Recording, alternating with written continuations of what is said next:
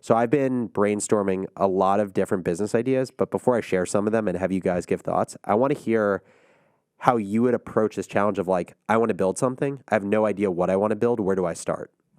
Can I share my dumbest idea first? Yeah. My dumbest idea I've ever had was self-erasing chalkboards. But the lesson there, I always used to sit in college with my Ampush co-founders, and I'd be like, dude, this professor's spending like 10 minutes of this class that we're paying an inordinate amount of money for erasing the freaking chalkboard. And then you know those chalkboards that go by each other?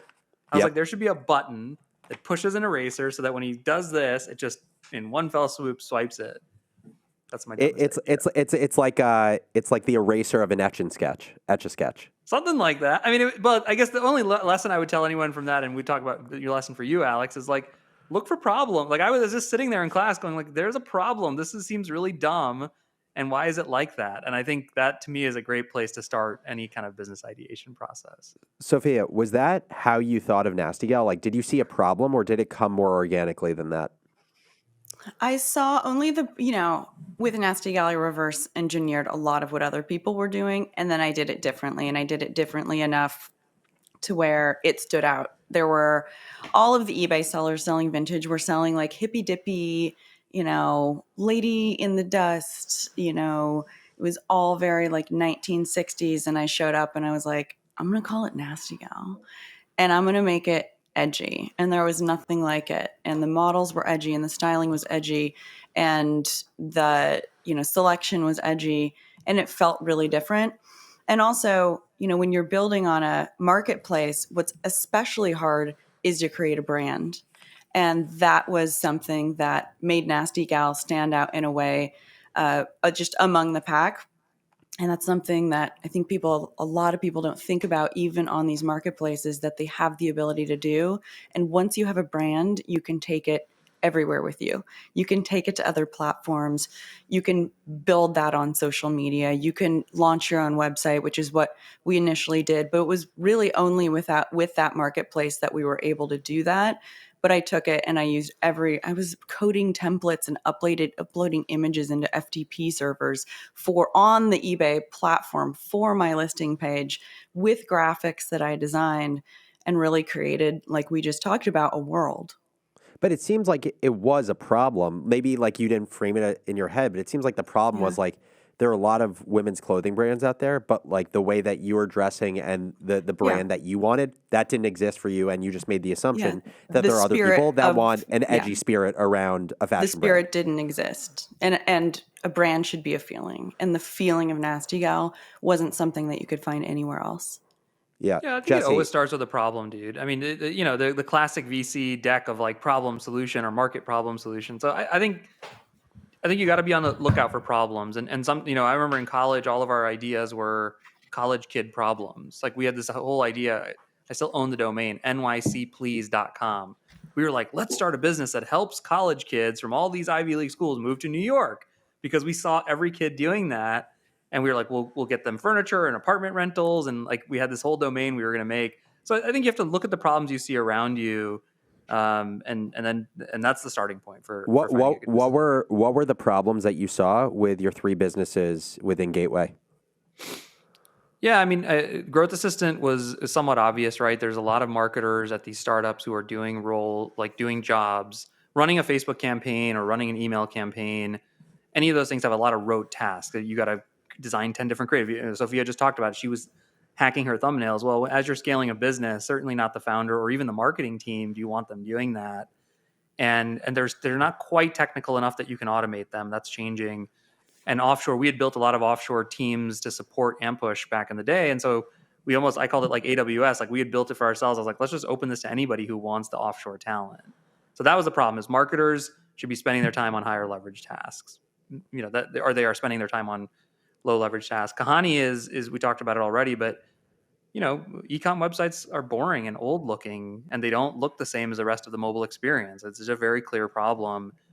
Unbloat, we didn't choose Unbloat. We actually went to find a problem with Unbloat. We actually talked to 7 doctors and we asked the same question to all of them, which is, what is something you hear your patients complaining a lot about that there's nothing you give them. There's nothing off the top of your head you give them. And we had a bunch of candidates and then we researched scale of each of them and found that the term bloating was searched more often than erectile dysfunction. That's what got us excited. We go, okay, this is not a big problem. Not only is it a problem, but it's a big problem. And there was a part of me also, and then, the problem that I always think about unfair advantage. I was like, well, I know how to run ads on Facebook. So that was part of the reason we got excited about the brand. Got it. Yeah. So, I mean, both of you have basically said this, which is like, find a problem, one that leans into, hopefully it's a problem that you're experiencing. Like in all these cases, I would say there are problems that you're experiencing or you closely experienced. Now, there are examples of businesses where I think people have built amazing businesses and they are not experiencing the problem. I would say that feels a lot harder to do from my personal experience. But as I was going about this process, I was reading a lot on brainstorming ideas. And the hard part about it is like, I wanted to build up this big top of funnel of a lot of ideas that I can then, kind of pick and choose which ones were most exciting to me. But the issue with that is, I think to your point, you need to experience a lot of problems in order to have a lot of ideas. And so then in my head, I was like, how do I experience a lot of problems in a short period of time? I just want to share this one piece that I read by Paul Graham. Paul Graham, famous creator of Y Combinator, famous venture capitalist and entrepreneur. He has on his blog an essay titled Startup Ideas, and we'll link to it in the description. But basically, his advice is to what Jesse and Sophia were saying. The way to get startup ideas is not to think of startup ideas. It's to look for problems, preferably problems that you have yourself. And basically, his view is that there are 3 traits of great startup ideas: something the founders want, something the founders can build themselves, and this is why I've always been kind of upset about not being a software engineer, because it really limits me, and few others realize that it's a problem worth doing. And to kind of the other side of it, of not thinking about things problem first, Paul Graham has a great way of describing these ideas where you find an idea versus finding the problem, and then what's the idea that solves the problem, and he calls them sitcom ideas. So is basically the way he describes it is, imagine that one of the characters of a TV show was starting a startup, and so the writers would have to come up with an idea, and likely what they would come up with is an idea that sounds plausible. Like it's not a bad idea. It sounds decent. And actually, when you go pitch it to people, they're like, oh, that sounds kind of interesting. And that's actually the most Self-erasing dangerous... chalkboards, baby. Sitcom idea. Yeah, and self-erasing chalkboards are the most dangerous type of idea because it's the idea that sounds just good enough that you go waste 10 years of your life on it. And so I took his advice. I love Paul Graham, and I read everything he's written, and I use a lot of it. The third one, I guess people listening, the third one I would take issue with, unless you're a Y Combinator venture funded. The third one you said, which is make sure that like few other people can do it. Yep. Right? Because don't get me wrong, I think way more energy is spent on people being like, oh, it's not proprietary enough, or I found a competitor, now I'm not going to do it. And I think I'm a big fan of going, no. There was a million clothing companies when Sophia came out, a million offshoring. Like, you can still build a business, and it's pretty life-changing to build any business of any scale. And so I think unless you're doing like a YC venture funded, then I agree with that. But I think for everyone else, that's the one I would X out in terms of that feedback and advice. Yeah. And I think you can build a successful business looking at other businesses and not reinventing the wheel. Some of the best businesses only changed 1% or 10% of what someone else was doing and made something that felt radically different, or found a different market for it, or made it photo based instead of text based, or limited the amount of text to the feed, and everything else about getting people to use social media had already been out there, and the products had already been built, and all of that was able to inform products like Twitter and products like Instagram after Facebook happened. And I think people really underestimate how much opportunity there is to make small tweaks and things. And I think research is really important.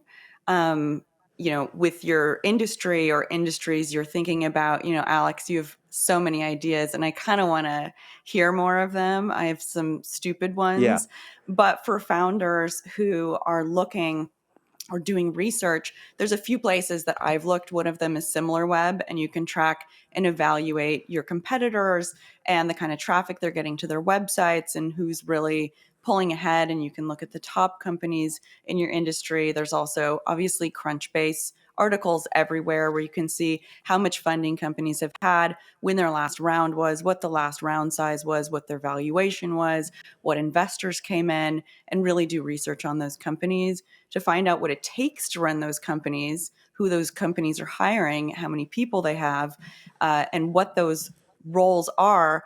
LinkedIn is, I've reversed engineered orgs on LinkedIn for every business I've ever done, and then just gone and poached people who fit the profile of a resume that I would never have known to even look for. And we've talked about this, there's exploding topics, which is really just looking at Google Trends, but also, and you can subscribe to it, but I get the free version and it shows you the top, Yeah, I it's don't know great. what it is, 5 or 10, I think it's a weekly newsletter, topics that are growing. And then Pitch Book, if you can afford it, is really detailed, but that's mostly for investors. It's like $5,000 a year. But Back if to you that have $5,000, obsessiveness. Sophia's got Yeah. it. Yeah, I'm a exactly. freak. I'm a I, freak, and I'm going to I, kill you. I'm going to destroy your business. If I start one, you're dead. oh God. No, we'll I want see. to. I might. I want to share. I I just want. commit suicide in my businesses for the most part. It's I another want to share. topic. That's another I want. topic. I want to share one more thing from the Paul Graham piece, and then I'm going to share kind of like how I approach thinking of these ideas, and I'm going to share some of them with you, and then you guys can tell me which ones you're most excited about and which ones you think should go to the startup graveyard. The one other thing from the Paul Graham piece that I love because I'm a visual person and he paints such a great picture is he basically says when you're thinking of an idea, there's going to be you're going to very likely not be able to think of an idea that's needed deeply by a lot of people. Because if you think of an idea that's needed deeply by a lot of people, someone's probably already thought of it, which means you have two options. You can either think of a business that a large number of people want a little bit, or a business that a small number of people want a lot. And the way he paints a picture of this is as a well. So he basically says, imagine you have a graph where you have an x-axis and a y-axis, and the x-axis represents all people who could want the product, and the y-axis is how badly people want it. Thank you guys so much for watching this episode of The Crazy Ones. If you're an entrepreneur or a builder and want more great startup content, make sure to subscribe on our YouTube channel or wherever you get your podcasts.